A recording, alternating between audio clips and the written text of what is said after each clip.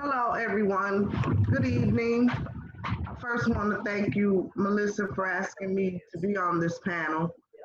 I feel that it's really a privilege to share and to enlighten people on what it's like to be directly impacted.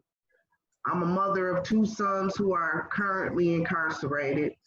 I have previously been incarcerated, and I have a whole line, that has ended up in the system.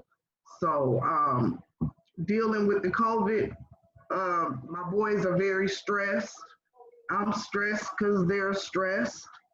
So, I let them call as much as they want to and as many times as they can because due to the COVID, there are some restrictions, so is that what you wanted me to do, Melissa? Yes, Or did nope, you go into the, okay. nope. That's a perfect introduction, and I'll be coming right back to you on that. Next, Tammy, if you want to just go ahead and do a brief introduction of yourself.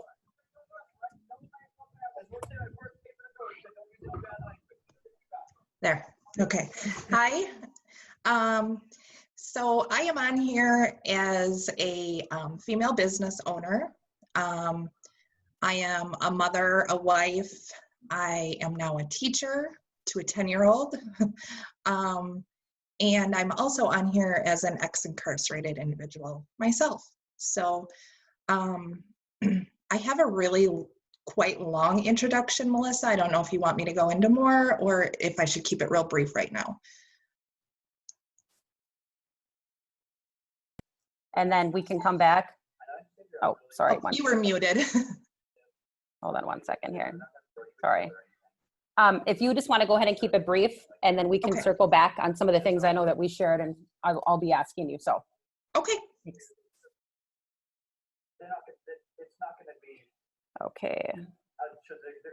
All right. I think all of you, like I said, each of these ladies brings something unique in their story. I think when we talk about, for some of us who are working and some of us who are trying to maintain our business through COVID-19, I want to, really circle back. Some of us, and I'll even share a little bit of my experience. Today is the anniversary of my crime. I'll just say it's been 18 years ago today since my crime. And sometimes some of these anniversary memories can be very difficult in our memories, but at the same time, we have to remember, there was always a purpose behind that. But even for me, being somebody I'm a divorced mother, I have 3 children at home. I'm still thankful to be able to have a job. I work with a fantastic team, and I'm still able to work from home. But like one of my colleagues, Marcos, had said, it's not that I'm working from home. I'm home working. I'm also have 3 children, 2 of which I have to as far as being a teacher and homeschooling. When we talk about trying to do meals, a lot of my own routine has changed. Since I've been in this myself, I don't have a perfect routine down. I'm not sure of any mom that really does right now. Sometimes on most days, I feel like I fail as a teacher, making sure my kids are getting assignments done. I think at the end of the day, at least for me at this point, my house is not always clean. I don't always have things in order, but I make sure my kids are happy. And that I check in with them on how they're feeling, and we're having that family time. I want to, with that, take that over to Weta. I think, when we talk about raising kids and, when we have boys and, you're working from home, you're also somebody that does very similar work than I do. I went to a fantastic training with you, the week-long Gamaliel training. And, in that, how are you doing? How was your day today? How are you coping?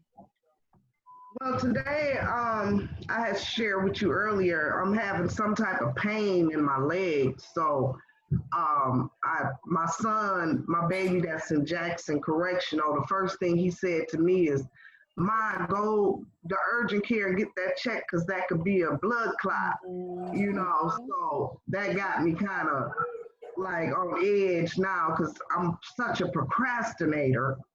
And it's like I've been laying up here all day in pain, these shooting pains, and I'm like, I gotta get up and go. I don't know if it's because I don't want to know if it's a blood clot, because when those type of health issues come, there's some other things that's going on. Also, there's some underlying things going on. So, but because my sons are where they are, I try not to stress them when it comes to me. So when he calls back, I'll be able to say I went, to give him some relief.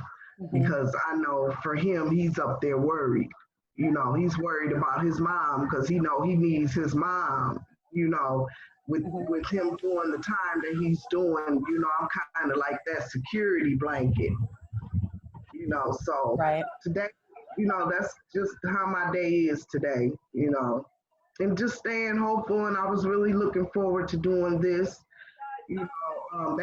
doing this type of speaking engagement. It also renews my hope, and just knowing that there are people that really care and are in this fight to the end, And I am getting emotional. I wasn't even expecting that. And I think even to say something to you, Rita, I gave you a call today at it was 3:00. I'm sitting in the Pick and Save parking lot. I got my son in my car, and I got to call Rita. I want to check on her to see how she's feeling. We have this panel discussion. And when you told me that you weren't feeling well and that, you need to go to urgent care, there's one thing that stood out about this is that you were very adamant to still be on this panel. You may go to urgent care after, but you needed to be on this panel. And there's something to be said for a lot of us women that we will fight and make do. And so I appreciate you for that. Taking it over to Tammy. Tammy, as a formerly incarcerated woman, I know you shared a little bit more how that became. Can you briefly describe to us what your business is? Your business takes care of obviously yourself and your family, your kids. How COVID-19 has impacted that? Yep. So I am the owner of, me and my husband, a small mattress store. We were, immediately when the governor did the safer at home order and shut businesses down, we were forced to close. It is our sole, it's the only income we have. We were, doing very well. And when the COVID-19, when all of that took place, it was just shut down. So, immediately there was, all of this talk about all this funding that was going to be available for small business owners, and, that the requirements were going to be very, very easy to qualify. And, being ex-incarcerated, there's always going to be obstacles, but I haven't experienced that yet up until now with the small business. And, I spent days, between 2 and 3 days, doing all the applications for the loans, the grants, and at the very end, after, getting everything together, which took tons of time, there was something that popped up that, I did not know. It was not made public, but that if you are on extended supervision or probation, or if you had a felony in the last 5 years, you did not qualify for any of the state or federal funding. So that has been the largest, probably, step back that I've had to deal with since becoming a small business owner. It was extremely stressful. It, there was some re-traumatization with it. You start to feel good about yourself, and you start to make these strides, and then something as small as getting a loan, you can't do. And it doesn't make sense to me. I don't think it's fair. I don't think anything in my past should disqualify me as a business owner in any way. And I'm learning now that it definitely does. So. Mm-hmm. And just if I could touch on when you talk about like this experience of this type of trauma with the business, you also experienced a trauma from a group that you worked with before all of this happened. Would you like to share with us a little bit about that? As far as you at one point, you went to school for criminal justice. Yep. So my background, is a little bit different than, a big majority of ex-incarcerated people. So I was incarcerated between 2012 and 2017. I spent 5.5 years in prison. But before that, I lived a pretty normal life. I went to college. I got a degree in criminal justice. I got a job. I was a correctional officer. I was a lead training officer. And then one day that really changed. I was actually injured at work, and it was by a mentally ill person who, he was just in a bad place. I was injured. Within a year, I was already highly addicted to opiates. And that kind of was the start of my spiral down. I, started, I haven't been a lifelong criminal, but in my addiction is when really, the crimes happened. And, it was really difficult being in the position in your community where, you're supposed to do everything right. You're not supposed to be affected by anything, you just should know better. And so when, when the court stuff started and I started getting sentenced in several different counties, nobody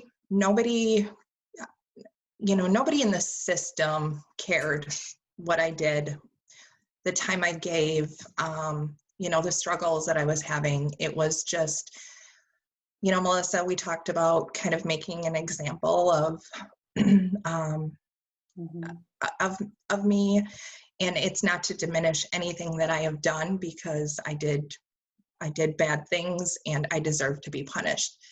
However, I'm serving, I'm on extended supervision still, so I'm serving a 15-year sentence.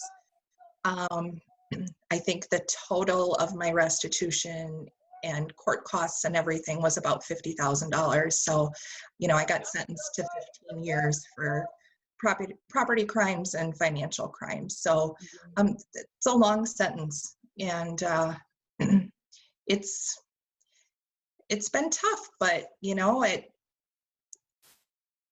just keep going on. And that's something that you certainly did. And I know in talking with you, you mentioned that, for a couple years, you've been following me, following, I think, what I've been posting, what we've been sharing, and what we've been doing. And now you have stepped out in such a courageous role. And I thank you for being here, because not only are you experiencing the effects of what we're dealing with COVID-19 on your business and your family, but it's how and what got you into the system and in the line of work that you are doing. And so I'm so thankful that we have you on today. Shonda, yep, you're welcome. Shonda. Hey there. I can't hear you. There we go. Okay. So I apologize. I did not allow you to first do an introduction, but this is perfect because I think you and I talked and prepped for several times these last 2 days. So how ironic is that? So please briefly go ahead and, share a little about you, and then we'll go into a question from there. So a little bit about me. I'm Shonda Hayes. I am from Wisconsin. I'm a registered nurse. I've been a registered nurse for many years. and I am a grandmother of 3 little blessings. Um, my son, my only child, my son, Isaiah, was charged as an adult at 17 years old and sentenced to 36.5 years incarceration. So this is basically what brought me to advocacy. I was unaware, probably like many others, that the state of Wisconsin charged youth adolescents as adults and sentenced them to extreme sentences. So here I am today, and it is my first time actually coming public and speaking on this. So I appreciate you asking me to do this.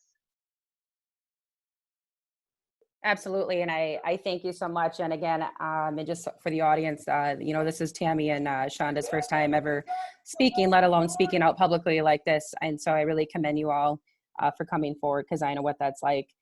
Something I know I shared with you deeply is because your son was involved into a car collision, and a car collision is what gave me a 25-year sentence that I'm still serving. We talked about your routine. And how your routine has dramatically changed with COVID-19. And we also talked about, what that looked like for a relationship through Isaiah's case. Do you want to describe, for example, today? How was your day waking up? Well, on every day, I take everything day by day now. Mm-hmm. When you're dealing with the prison system, you realize that things can change quickly. So just every day I take it day by day. Today when I woke up, I haven't heard from him in 3 days, which might not be abnormal for most. But where he's at and with the COVID, it concerns me. So of course, the moment I open up my eyes and I look to my phone to see if I have a email from him on Core Links, and I didn't. So then I reached out to the children, the mother of my grandkids, and asked her if she's heard from him. And after she said yes, she did receive an email. I asked, did he sound, in the email, did he appear to be in a good mood, that he's okay? And she said yes. So that relieved me. As we were trying to prep and prepare for this, me and you were multitasking all day together. I was driving. I was trying to pick up food for my little blessings and drop it off to them, even though I can't see them. I have them on the porch, and their mother comes out to the car. And you as well. You were placing, I think you were going to Myers, almost got in the car accident yourself. So we are multitasking. Being on the front lines as a nurse, I am dealing with the COVID as well as having to deal with it inside the prison system. So it's challenging. It brings a lot of challenges. And I always say, us mothers, as women, we are the glue that keeps everything connected. So.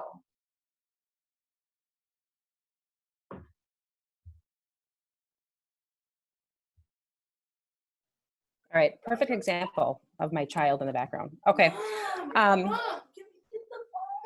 Go ahead and grab the phone, Isaiah. Okay. Thank you so much for sharing that, Shonda. I think, I don't think we often realize how much we do multitask. Like I may have to multitask right now as I'm moderating, and you can hear my child in the background, which is, go ahead and grab the phone. Be careful. But you really hit on some key points, and I just want to briefly bring that back. When Isaiah was going through his hearing and his sentencing, how did that impact you at that time, and how between how that impacted you through sentencing to where it has impacted you more so now? Well, how did it impact me going? Can you rephrase that? As far as I know, you had said you had taken some time off of work, and how it changed you, and you were in a relationship with somebody that you really cared about. How did that affect that? So going through Isaiah's sentencing, which lasted approximately almost close to a year, I basically having cameras that were chasing us and out of the courtroom, just all the trauma, watching your son face popping up because it was a high profile case here in Racine. It was traumatizing. So I checked out, to be honest. I checked out of life. I can just be honest with that. In that meantime of checking out, I was in a long relationship, a very healthy relationship at the time before this happened. And due to my seclusion, I secluded myself into my bedroom and was extremely depressed, trying to talk a young kid through this every day on the phone. And he was just asking me every day to help him. Mom, help me, help me. And I couldn't. And as a mother, we all know the first thing we want to do is help our children. So when I couldn't, and it basically destroyed my relationship. So in that process, I was off of work for approximately 7 months, trying to regain my sanity. I am now getting a chance to just breathe a little bit with, even though the COVID is here, it does give me a little bit of rest because I faithfully drove to see my son 2 to 3 times a week for a year now. And bringing the grandbabies as well. So I've had a little bit of a chance to breathe. But of course it also comes with its bad is that I miss him. And his babies do too. They ask me every day, basically, when can they go see daddy? So. And you, and I think most of us here can say, I think, you know, when people ask us, you know, and like you said it today, how do we all cope, right? We just cope. And I think that in order to hold space and be present, I think at times that can be difficult. Wita, I want to just take it briefly back to you. I know we're going to move to questions here shortly, but just to ask you, like, what are you doing to cope? Or are you just like, you know, we're just getting through this and we're just maintaining and holding the space for others? That's where I'm at with the coping, is just getting through it. You know, I have a roommate, so I have someone to talk to. And on nice days, we just get in the car and just ride, you know, and go down to the lake. That's how I'm coping.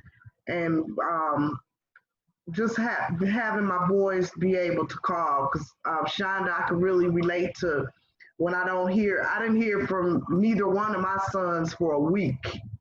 And I was like, okay, what is going on? My mom was like, have you heard from Jeffrey? Have you heard from Tony? And I'm like, no, I sure haven't. They ain't called. And you know, they were just, one of my sons said, you know, I had just gotten depressed, Mom, you know. And I said, you got depressed? And he said, yeah, he said, with all of this going on.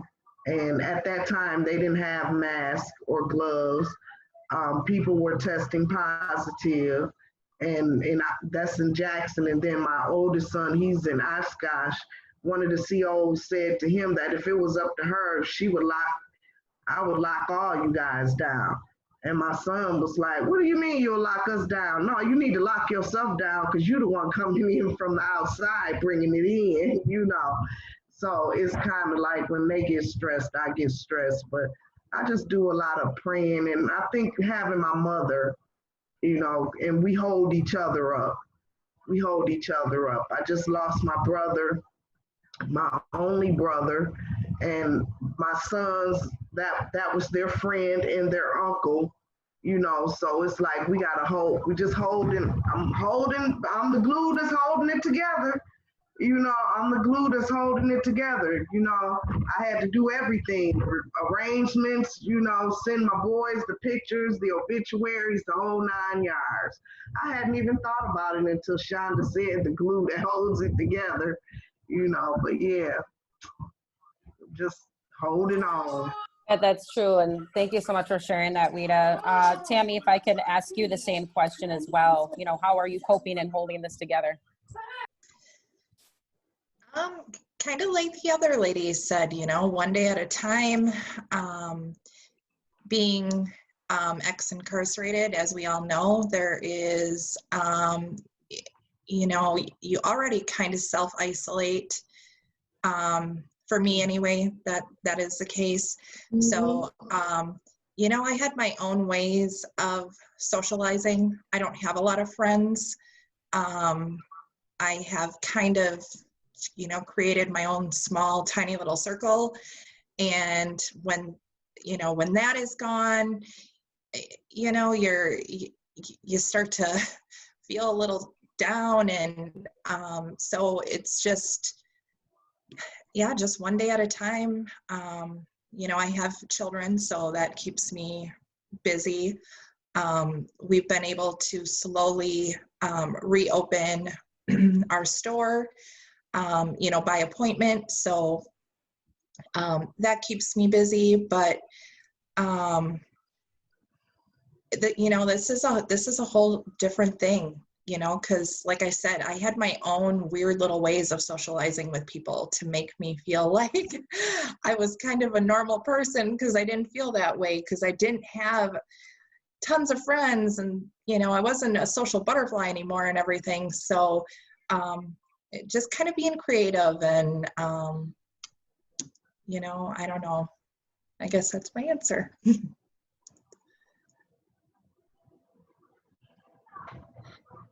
So we've been receiving a lot of love and support for all of you on Facebook, where in addition to having this on Zoom, as you, the panelists, know, we've got many, many people watching you on the different Facebook simulcasts. And so I just wanted to say right now, you're all getting individual shout outs, group shout outs, a lot of love, a lot of people encouraging you to keep doing what you're doing.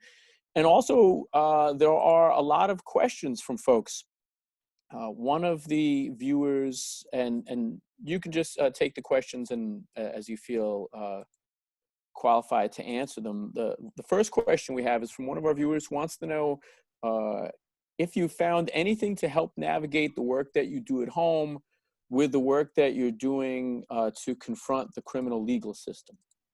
So is there some resources, there's some place that this person asking the question can look at to get some suggestions to both navigate being at home, and you've all shared stories about being moms, grandmothers, business people, as well as balancing the work you're doing to confront the criminal legal system?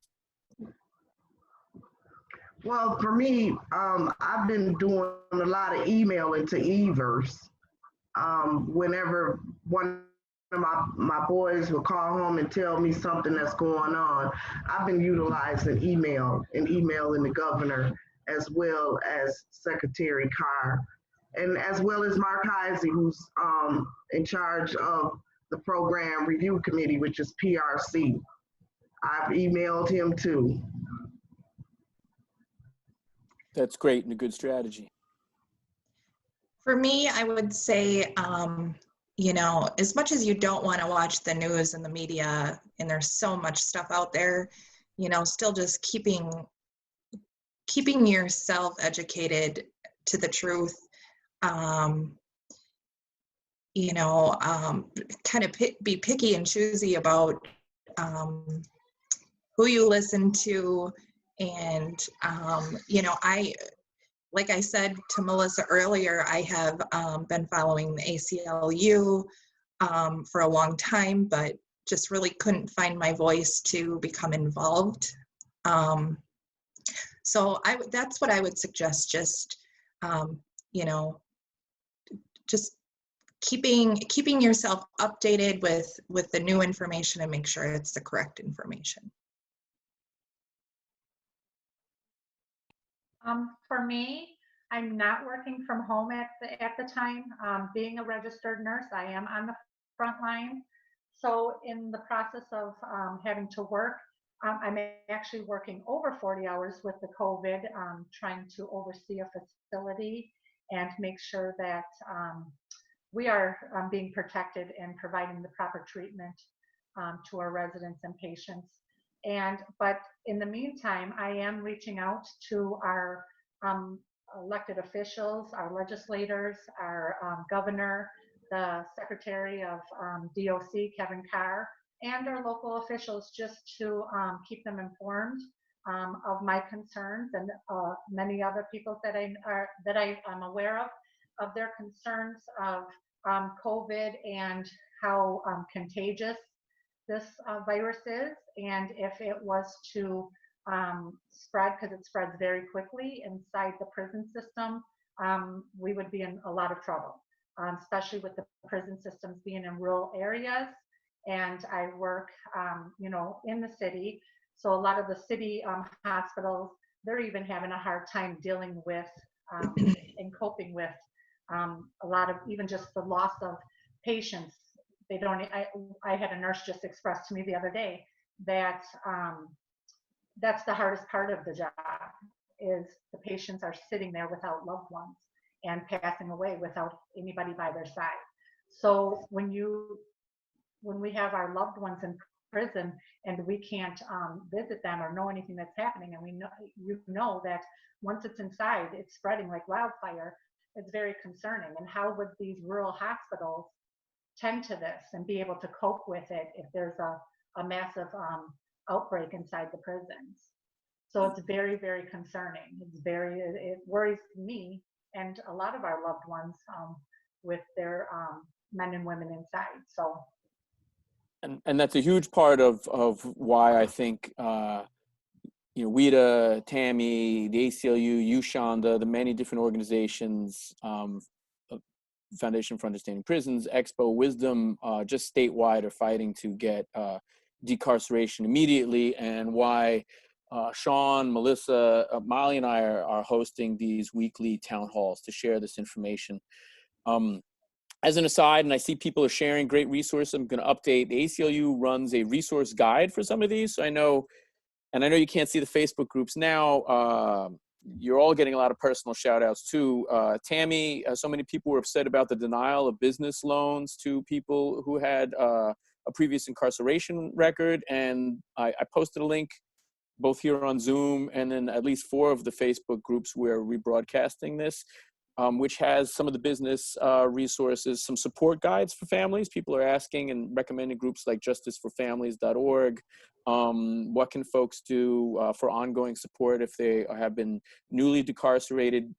Because, as folks know, if you've been institutionalized for a while, there's transitional things you're going to need support with too, whether it's job readiness training or how to cope with any of the many things waiting for us outside. We've got that shared. Another question we received here is, have you found, how can I support my loved one who's currently incarcerated? We're so scared that the pandemic can affect them at any time. We're really concerned about their health. And I know Shonda and WIDA, you both shared how you felt not hearing from your loved one, even for what seems like a brief amount of time for some of us, but which means so much more when we're worried that COVID could explode like we found out it did in Kenosha, right? So I'm wondering what you do and what recommendations you can give to folks who are coping with similar situations now, who have loved ones that are incarcerated. What advice can you give them?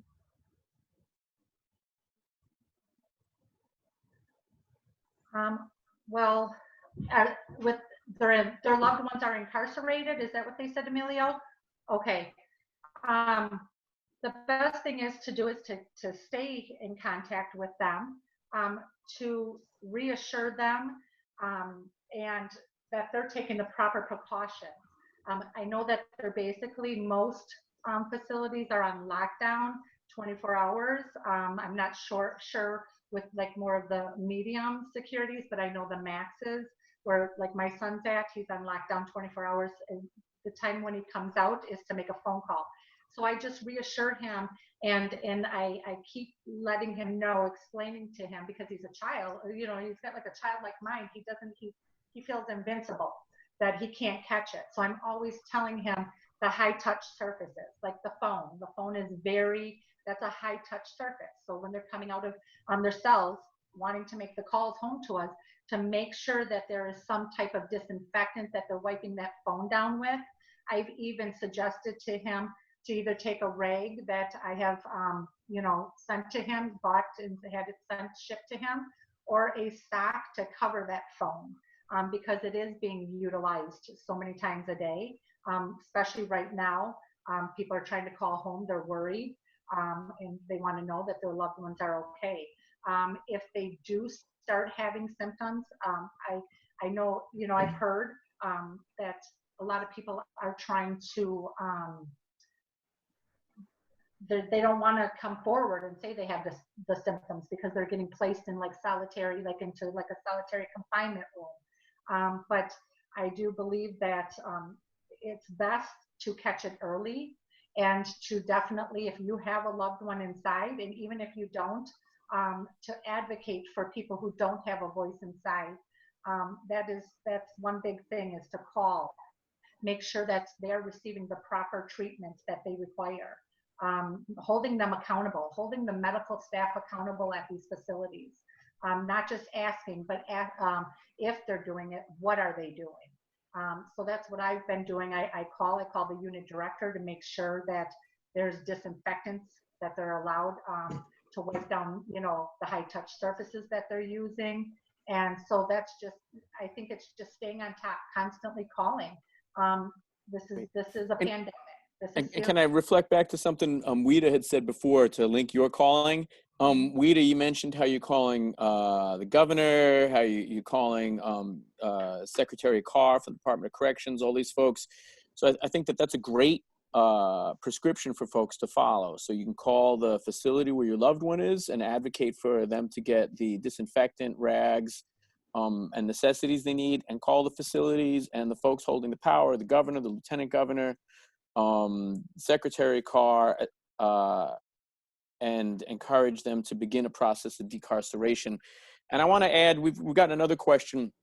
I'll field that answer real quick. Folks are asking, how can I find out if COVID has already broken out in the prison where my loved one is? And that's also in the resources link we listed. So you'll find out information on how to contact ACLU, Expo, Wisdom, all these different groups.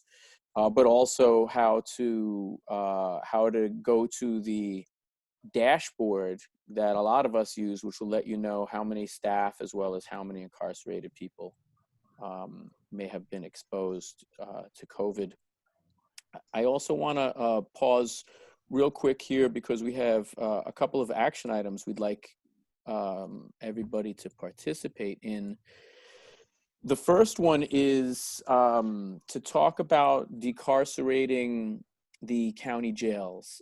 Right now, we're talking about an opportunity for folks to very dramatically get infected because of the big interchange of population. So you have people that are coming in this rotating door into jails and increasing the likelihood of spreading COVID-19, whether or not they are asymptomatic when they come in and they don't necessarily show that they have a temperature, or if they are asymptomatic and they're hiding it for reasons that Rita, Shonda, and Tammy mentioned earlier, because they don't want to get in trouble for this.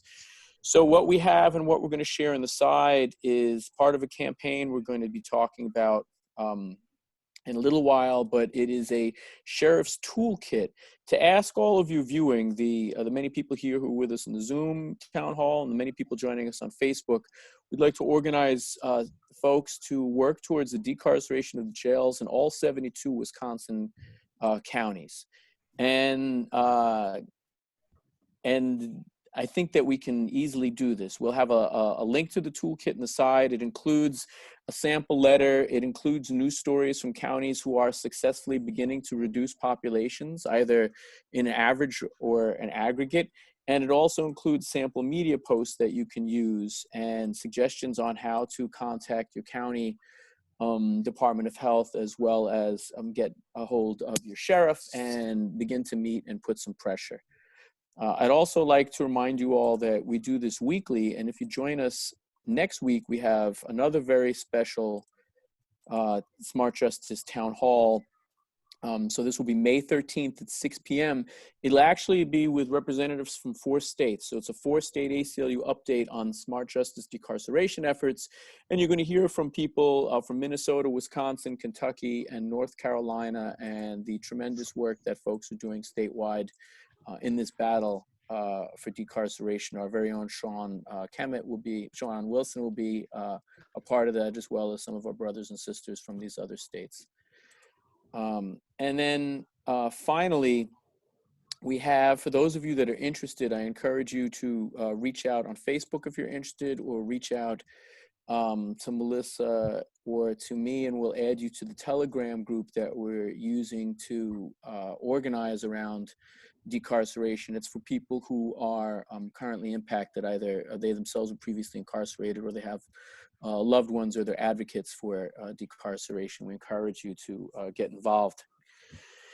So before we move on to saying our goodbyes, I'd really like to hear from you all. And maybe Wida can start us out. But Wida, Tammy, Shonda, we have so many different viewers here, not only in Zoom, but on the different Facebook groups, who really feel your pain, are outraged by the things that you've been subjected to, the things that you're being subjected to, and who feel and you know, whose hearts are going out to you, and are very grateful that you've shared your truths. I'm hoping that maybe you'd each leave us something short that we can think about as we go forward. And maybe we'll start with Wida, since I know her longest and best. I knew you was gonna say that. You and I waited online in Green Bay to testify for like 12 hours once. I feel very close to you. Yeah. What I would like for everyone to take with them is, let's not forget those who are inside. You know, although they're in prison, yes, they may have and they may not have done what they say they've done, but they're still human. They're still somebody's son, somebody's daughter, you know, grandmother. And I just want you to just continue to remember those inside, because they're being affected just as much as we are out here, if not more.